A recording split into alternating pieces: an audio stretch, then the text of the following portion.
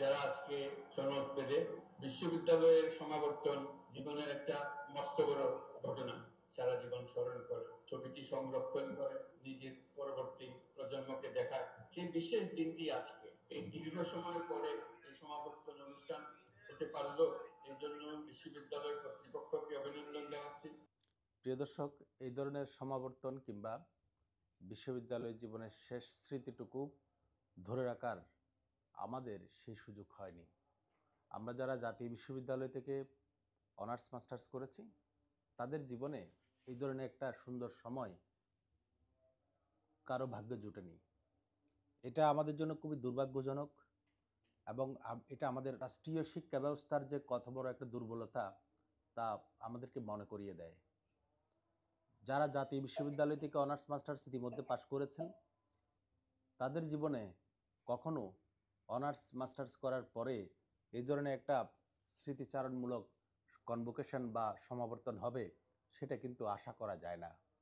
আমরা অন্য বিশ্ববিদ্যালয়ের সমাবর্তনের প্রোগ্রাম দেখে আমরা অন্য বিশ্ববিদ্যালয়ের সমাবর্তন বা কনভোকেশন এই সমস্ত অনুষ্ঠান দেখে নিজেদেরকে শুধু শুধু দুঃখ পাওয়া ছাড়া আর কোনো উপায় নেই। কারণ আমার দেশের শিক্ষা ব্যবস্থায় হাজার হাজার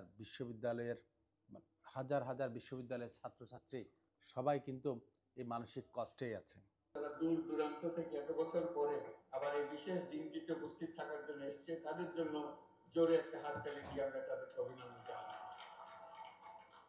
আমার একই বিশ্ববিদ্যালয়ে, একই দেশে, এক এক বিশ্ববিদ্যালয়ে এক এক নিয়ম। যারা অনার্স মাস্টার্স বিভিন্ন কলেজ থেকে করেছে, তাদের জীবনে এই সমাবর্তন নামক একটি কনভোকেশন বা কোনো একটা অনুষ্ঠান আমাদের কপালে জুটবে না, জুটেনি। অথচ বেসরকারি বিশ্ববিদ্যালয়গুলো ইন্ডিভিজুয়ালি, যারা ব্যক্তিগতভাবে তারা এক একটা সমাবর্তনের আয়োজন করেন।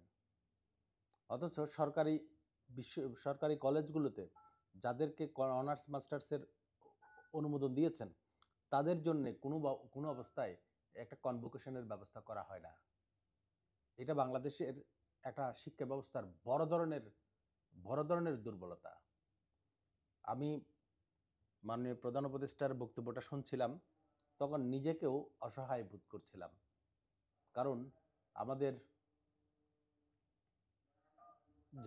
আমরা যারা জাতীয় বিশ্ববিদ্যালয় থেকে অনার্স মাস্টার্স করেছি, আমাদের জীবনের এই একটা মাহেন্দ্রক্ষণ যাকে বলে, এই মাহেন্দ্রক্ষণ আমাদের জীবনে কারো জীবনে জুটবে না। অথচ বাংলাদেশে বলতে গেলে বিশ্ববিদ্যালয়গুলো ছাড়া যে সমস্ত অনার্স মাস্টার্স কলেজে দেওয়া হয়েছে, এই সমস্ত স্টুডেন্টদের হিসাব করলে জাতীয় বিশ্ববিদ্যালয়ের ছাত্রছাত্রী অনেক বেশি। কিন্তু জাতীয় বিশ্ববিদ্যালয়ের ছাত্রছাত্রীরা এই সমাবর্তন নামক অনুষ্ঠানটির কোনো কিছুই কখনো দেখেনি, দেখবে না, আগামীতে দেখার কোনো সম্ভাবনা দেখি না।